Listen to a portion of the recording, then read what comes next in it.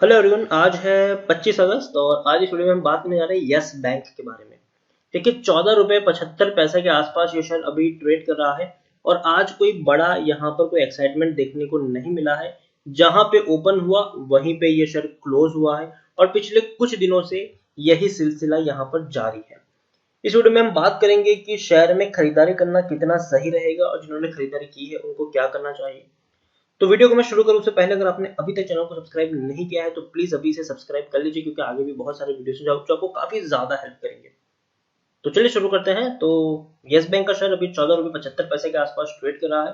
पिछले एक महीने की मैं बात करूं तो पिछले एक महीने में 8% का हमें यहाँ पर ग्रोथ देखने को मिला है। अब देखिए, 11 रुपये 75 पैसे से शेयर ने बढ़िया रैली दिखाई दी, 16 रुपये 35 पैसे तक पहुंचा, फिर गिरावट आई, तेजी, और पिछले कुछ दिनों से अगर हम देखें तो शेयर 15 और 14 रुपए के जोन पे अटका हुआ है। पिछले एक साल की बात करें तो पिछले एक साल में हालांकि 75% की भयंकर गिरावट हम देख चुके हैं। 73 रुपीज तक का हाई था, भयंकर गिरावट आई, वापस एक तेजी आई, उसके बाद तो और बड़ी भयंकर गिरावट आई और बहुत बड़ी रैली आई। और ये वो वक्त था जहां पर मैं आपको कंटिन्यूअस वीडियो बना के एडवाइस कर रहा था कि भैया भयंकर गिरावट आएगी, खरीदारी करने की गलती मत करना, खरीदारी करने की गलती मत करना। यही वो जोन था वहां पर मैं आपको कंटिन्यूअस वीडियो बना के एडवाइस कर रहा था। और मैंने खरीदारी की बाइंग सलाह आपको तब दी जब शेयर 11-12 रुपए के आसपास ट्रेड कर रहा था, और तब मुझे लगा कि अब धीरे धीरे यहाँ पर पॉजिटिविटी लौट रही है। बैंक ने अपना जो पैसा जुटाने का जो फंड रेजिंग का काम था वो बैंक ने पूरा कर लिया है। अब बैंक थोड़ी बहुत सेफ साइड पे दिखाई दे रही है। अब डिपॉजिटरों का पैसा यहाँ पर सेफ है। अब बड़े बड़े फंड हाउसेस वापस लौट रहे हैं, बहुत बड़े बड़े दिग्गज फंड हाउसेस ने अब पैसा लगाया है। तो अब उसके बाद मैंने कहा था कि अब यहाँ से अगर आप चाहे तो खरीदारी कर सकते हैं। और अब देखिए, वहां से तेजी आई भी है, गिरावट नहीं है, तेजी वहां से देखने को मिली भी है। पिछले 3 साल की बात करो तो 3 साल में 390 रुपए तक के लेवल से टूटकर ये शेयर गिरा है। और अर्श से फर्श की कहानी बयां करता है यस बैंक का शेयर। राणा कपूर को यस बैंक से निकालना, उसके बाद जो सारे के सारा वो ड्रामा हुआ था वो हर कोई जानता है, और शेयर टूट के बिखर गया। और उसमें जो नुकसान हुआ वो निवेशकों का यहाँ पर नुकसान हुआ है सबसे ज्यादा। प्रमोटर तो अपने शेयर्स बेच के कब के यहाँ से निकल चुके थे। लार्ज कैप बैंक है ये, 37,382 करोड़ के आसपास का इसका मार्केट कैप है। एनएससी में देखेंगे तो 20 करोड़ से भी ज्यादा का इसका हमें वॉल्यूम ट्रेंड देखने को मिल रहा है। शेयर होल्डिंग की मैं अगर मैं बात करूं तो देखिए, प्रमोटर्स ऑलरेडी सब कुछ बेच के एग्जिट कर चुके हैं। राणा कपूर एंड फैमिली जो भी थी सब लोगों ने शेयर्स बेच दिए, एग्जिट हो गए, और इवन अच्छे खासे प्राइस पे बेचे थे उन लोगों ने। अभी तो शेयर 14 रुपए के ऊपर है, उन लोगों ने तो भैया और अच्छे लेवल पर बेच के वो लोग निकले थे। तो देखिए, हर बार मैंने यहाँ पर आपको अवॉइड करने की सलाह दी थी, लेकिन जब मैंने खरीदारी करने की सलाह दी तो उसका रीजन ये था सबसे पहला कि बड़े बड़े फंड हाउसेस वापस लौट रहे हैं। 1.66% की एफआईएस की होल्डिंग 13.72% हो गई। म्यूचुअल फंड की 0.56% की होल्डिंग 1.70% हो गई। इंश्योरेंस कंपनी की 1.67% की होल्डिंग 6.54% हो गई।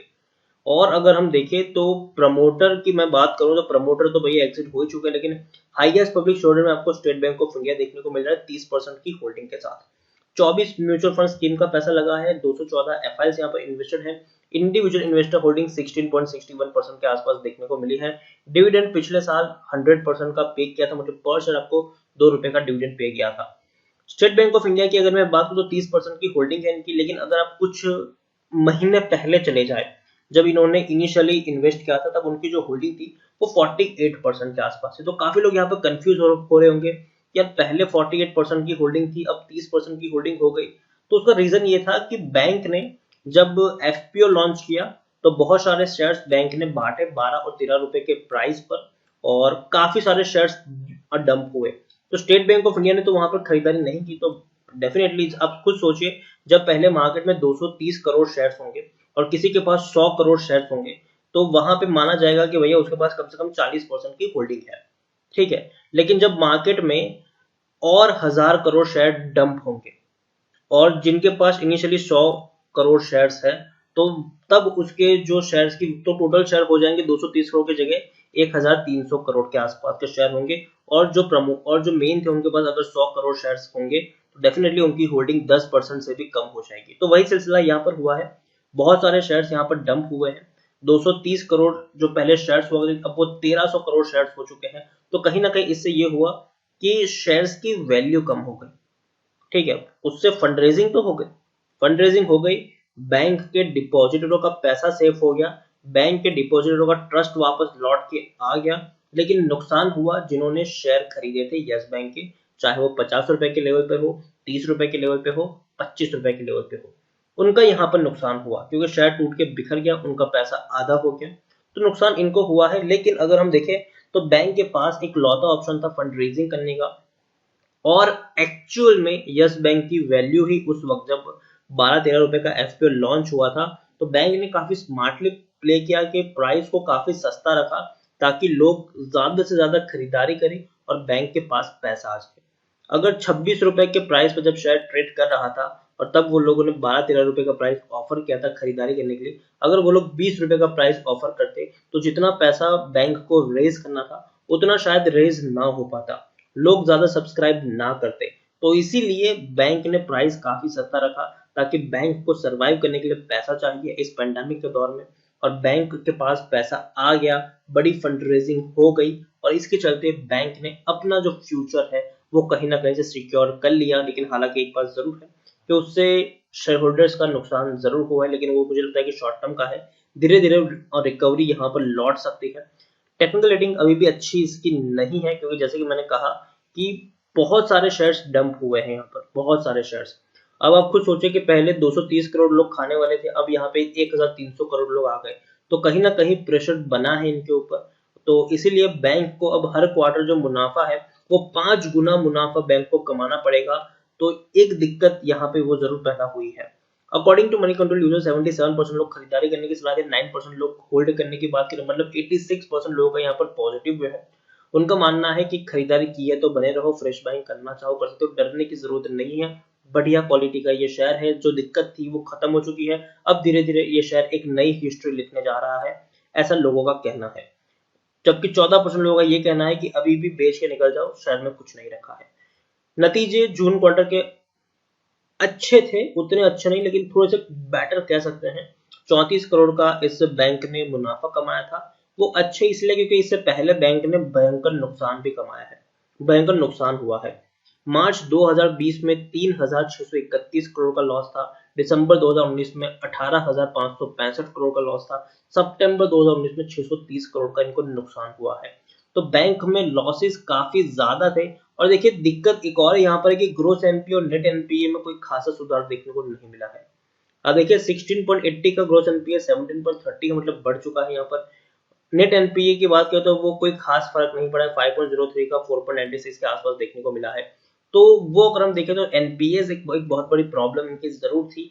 लेकिन एक चीज है कि बैंक ने फंड रेजिंग कर ली है, जिससे आने वाले कुछ महीनों तक तो बैंक का सरवाइव करना इजी हो जाएगा, आसान हो जाएगा। शेयर होल्डिंग की बात की तो प्रमोटर पहले बिकवाली कर रहे थे, 15.17% की होल्डिंग 1.66% तक पहुंच रही थी, लेकिन अब जुलाई क्वार्टर में जब ये एफपीओ आया तब एफआईआई ने भी एक बहुत बड़ी होल्डिंग खरीदी, 13.72% की होल्डिंग अब उनकी देखने को मिली है। इंश्योरेंस कंपनी, म्यूचुअल फंड, हर किसी ने जम की खरीदारी की है और इस जुलाई महीने में खरीदारी बहुत ज्यादा इन्होंने की है। इससे पहले सब लोग यहाँ पर बिकवाली करने के ही मूड में दिखाई दे रहे थे। तो देखिए यस बैंक के बारे में मैं बात करूं तो जरूर यस बैंक एक जोन में अटका है पिछले एक हफ्ते से, कि 15 और 14 रुपए के जोन में ये शेयर अटका हुआ है, जहां मार्केट के कई सारे शेयर जो जो जो आपको 5 या 6 7% 10% की तेजी दिखा रहे हैं, वहां यस बैंक काफी सुस्त पड़ा हुआ है अभी के दौर में। रीजन सिंपल है कि एफपीओ आने के बाद जो गिरावट आई थी वो शार्प गिरावट थी, उसके बाद जो तेजी भी आई थी वो शार्प तेजी हमें देखने को मिली थी। लेकिन अब धीरे धीरे शेयर थोड़ा सुस्त पड़ा हुआ है क्योंकि हर कोई जानता है कि बैंक अभी भी एक सस्ते वैल्यूएशन के ऊपर, हम नहीं कह सकते, लेकिन एक एवरेज वैल्यूएशन के ऊपर ट्रेड कर रहा है। मैं ये मानने को तैयार हूं, मैं जरूर मानता हूं कि 2 साल बाद ये शेयर डेफिनेटली आपको इस प्राइस से काफी ऊपर प्राइस पर ट्रेड करता हुआ देखने को मिलेगा, लेकिन शॉर्ट टर्म में कितना नीचे जा सकता है इसके बारे में बहुत कहना बहुत ही ज्यादा मुश्किल है। तो मैं आपको यही कहूंगा कि यस बैंक में अगर आपने खरीदारी की है तो बने रह सकते हो, ठीक है, पैनिक में आकर बेचने की जरूरत नहीं है, बने रह सकते हो। फ्रेश बाइंग करना अगर आप चाहते हो तो मुझे लगता है कि आपको अभी भी 13 रुपए का वेट करना चाहिए, 14 या 13 रुपए के आसपास आप खरीदारी कर सकते हो। लेकिन एक साथ एक ही प्राइस से बहुत सारे शेयर्स खरीदने की गलती मत करना। अगर आपको 100 शेयर खरीदने पहले 20 क्वांटिटी खरीदो, फिर वेट करो गिरावट आए थोड़ी और क्वांटिटी ऐड करो, वेट करो गिरावट आए थोड़ी और क्वांटिटी ऐड करो। ये सोच के खरीदारी करो कि भैया आपको यहाँ पर एवरेज करने की जरूरत पड़ेगी ही पड़ेगी। और दूसरी बात, यस बैंक अभी भी बहुत ही रिस्की शेयर है, तो मैं आपको यही सलाह दूंगा कि एक बहुत बड़ा निवेश करने की भी यहाँ पर जरूरत नहीं है। आप एक अगर आपको बड़ा निवेश करना है तो आप कोई अच्छे शेयर्स में लगाएं। एसबीआई है, स्टेट बैंक ऑफ इंडिया है, आईसीआईसीआई बैंक है, इवन फेडरल बैंक में भी आप थोड़ा सा निवेश कर सकते। इस तरीके से आप यहाँ पर अपनी स्ट्रेटेजी बनाएं। लेकिन यस बैंक में ये मत सोचो कि मैं 10,000 शेयर खरीद लूँ, 20,000 शेयर खरीद लूँ। इतनी बड़ी क्वांटिटी खरीदने की गलती मत करना। छोटी छोटी क्वांटिटी अगर आप चाहे तो ऐड कर सकते हो, लेकिन बड़ी क्वांटिटी अभी भी खरीदारी करने की सलाह बिल्कुल भी नहीं है। तो इसी के साथ वीडियो को एंड करूंगा। अगर आपको वीडियो पसंद आया हो तो प्लीज इसे लाइक कर शेयर करें। अगर आप चैनल पर पहली बार आए तो प्लीज सब्सक्राइब करें। यस बैंक के बारे में आप क्या सोचते हैं वो भी आप मुझे कमेंट में लिखकर बता सकते हैं। Thank you.